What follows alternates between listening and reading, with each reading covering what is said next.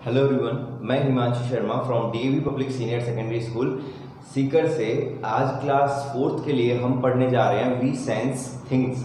और जो part number हमारा 3rd था उसमें हम पढ़ चुके थे आवर आइज़ के बारे में। तो आंखों के बारे में हमने पढ़ा था कि आंखें हमें किस तरीके से हेल्प करती है किसी चीज़ को देखने के लिए। हम आंखों की वजह से ये पता कर पाते हैं कि कोई चीज़ कितनी बड़ी है, कितनी छोटी है, उसका कलर कैसा है, वो हमसे कितनी डिस्टेंस पे प्रेजेंट है। ये सारी की सारी चीज़ें हम पता कर पाते हैं किसकी वजह से, हमारी आंखों की वजह से।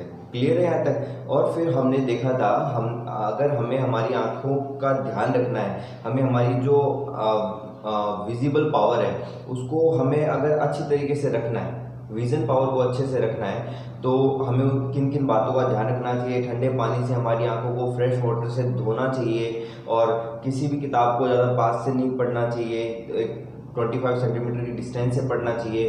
टीवी को ज़्यादा पास से नहीं देखना चाहिए, मोबाइल का ज़्यादा यूज़ नहीं करना चाहिए। ये सब चीज़ों के बारे में हमने पढ़ा था।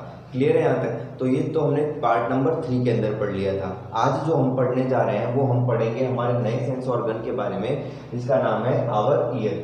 ठीक है, तो सबसे पहले पढ़ना स्टार्ट करते हैं कि जो हमारे कान है वो किस तरीके से हमारी हेल्प करते हैं किसी भी चीज़ को समझने के लिए।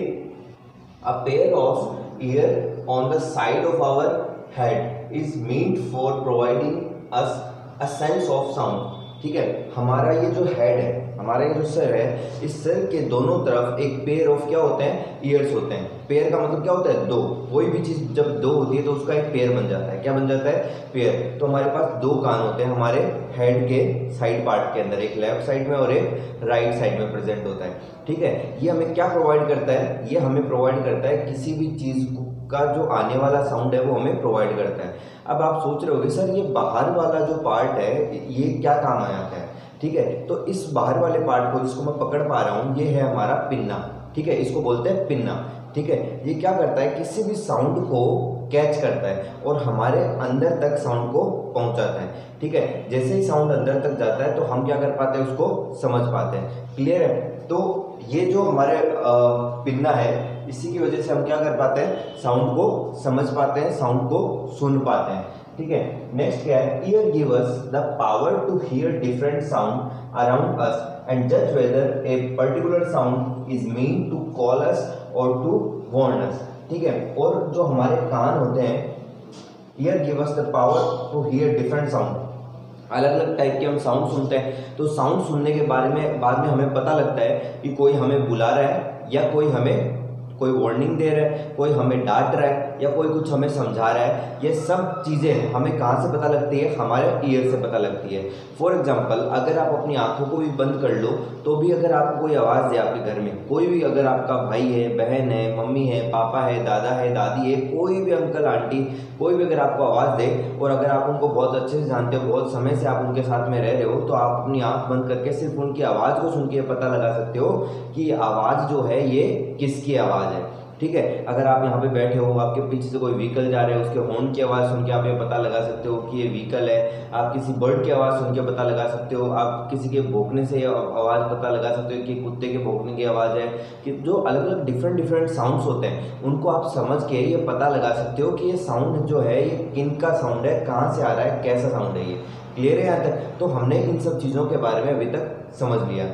ठीक है, जो ईयर्स होते हैं, हमारे जो कान होते हैं, वो किस तरीके से वर्क करते हैं, हमें किस किस टाइप की इंफॉर्मेशन ये हमें प्रोवाइड करते हैं। ठीक है, अब हम पढ़ते हैं कि जो ये हमारे ईयर होते हैं उनका हम ध्यान किस तरीके से रख सकते हैं। अगर हम इनका ध्यान नहीं रखेंगे तो क्या होगा। ठीक है, अगर ये तो हमें पता है कि अगर हम इनका ध्यान नहीं रखेंगे, ढंग से इनकी केयर नहीं करेंगे, तो क्या हो जाएगा, एक दिन हम सुन नहीं पाएंगे अच्छे से। बहुत सारे लोगों को आपने देखा होगा, जैसे वो लोग तो क्या होता है, थोड़ी एज के अंदर आ जाते हैं। ठीक है, जैसे कुछ बूढ़े लोग होते हैं हमारे घर में, दादा या दादी जी कोई भी हैं हमारे घर पे, तो उनको अगर हम थोड़ा जोर से बोलते हैं तो ही उन्हें सुनाई देता है। ठीक है, अदरवाइज उनको नहीं सुनाई देता। वो तो है एक एज फैक्टर के बारे में कि उनकी एज हो गई तो उनको नहीं सुनाई देता। कुछ लोग ऐसे होते हैं जिनको थोड़े कम टाइम की, जो उनकी बहुत ज़्यादा एज नहीं होती है, फिर भी उनको सुनना बंद हो जाता है। वो अपने कान के अंदर एक छोटी सी इतनी सी एक मशीन लगाए रखते हैं जिसकी वजह से उनको क्या करता है, सुनने में उनको मदद मिलती है।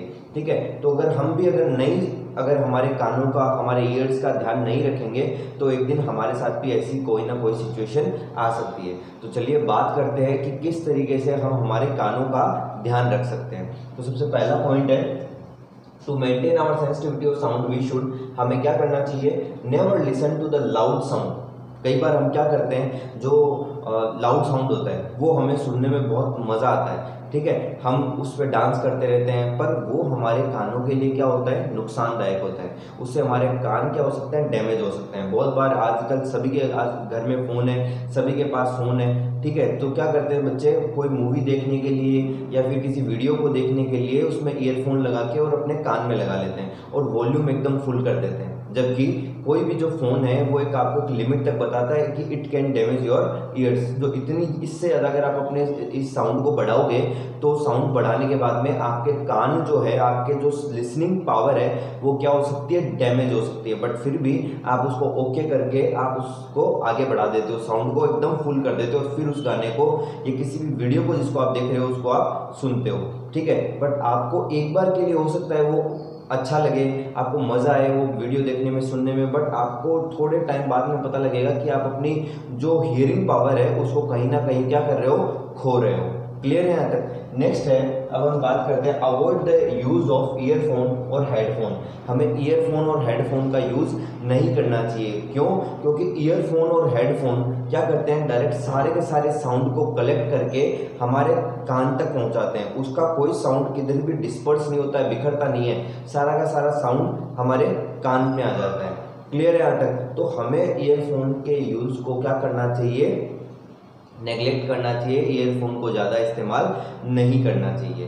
क्लियर है यहाँ तक। तो अगर जैसे अगर मैं अभी आपको ये पढ़ा रहा हूँ, तो अगर इस वीडियो को भी आप देख रहे हो तो अपने ईयरफोन की आवाज़ एक तो कम रखिए, और अगर आप ईयरफोन की आवाज़ कम नहीं रख रहे हैं तो आपके कान क्या हो सकते हैं, डैमेज हो सकते हैं, या फिर बिना ईयरफोन के ये आप वीडियो फुल वॉल्यूम पे करके आप देख सकते हो। इससे फ़ायदा क्या होगा, इससे आपको ये फ़ायदा मिलेगा, जो साउंड होगा वो चारों तरफ बिखर जाएगा, ठीक है, सारा का सारा साउंड आके आपके कान तक नहीं पहुंच पाएगा।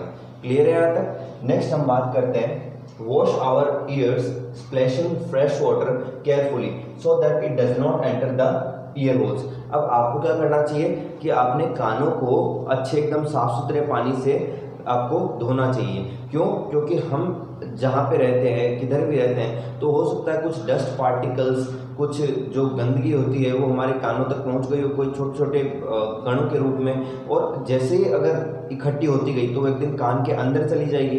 तो इसलिए हमें रोज़ जब हम नहाएं तो कानों के अंदर ध्यान रखते हुए हमें हमारे कानों को अच्छे से क्या कर लेना चाहिए, साफ कर लेना चाहिए, फिर टॉवल से हमें उसको अच्छे से पोंछ लेना चाहिए। क्लियर है।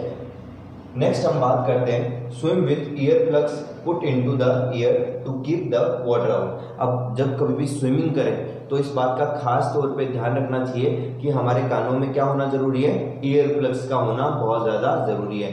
ईयर प्लग्स क्या करते हैं, ईयर प्लग्स जब आप स्विमिंग करने पानी के अंदर जाओगे तो पानी को आपके कानों के अंदर जाने से क्या करता है, रोकता है, ठीक है। तो हमेशा ईयर प्लग्स का हमें यूज़ करना चाहिए। ईयर प्लग्स का यूज़ करके हमें क्या करना चाहिए, स्विमिंग करनी चाहिए।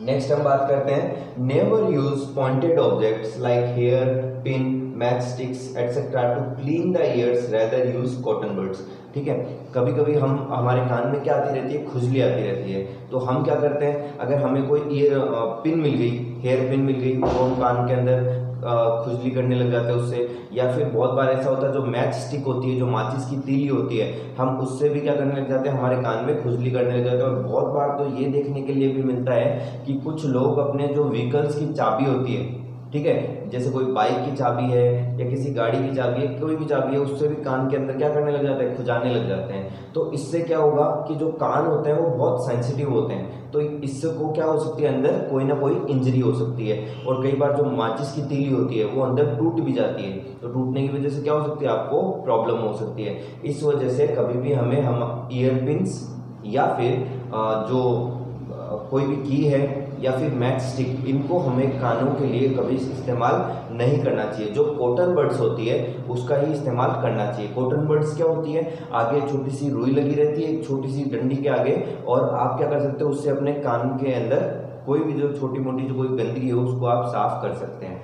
क्लियर है यहाँ तक? सो आई होप आपको आज हमने जो हमारे सेंस ऑर्गन के बारे में पढ़ा है, आवर ईयर्स के बारे में, और उसको हम किस तरीके से मेंटेन करके रख सकते हैं इसके बारे में आपको अच्छे से समझ में आ गया होगा।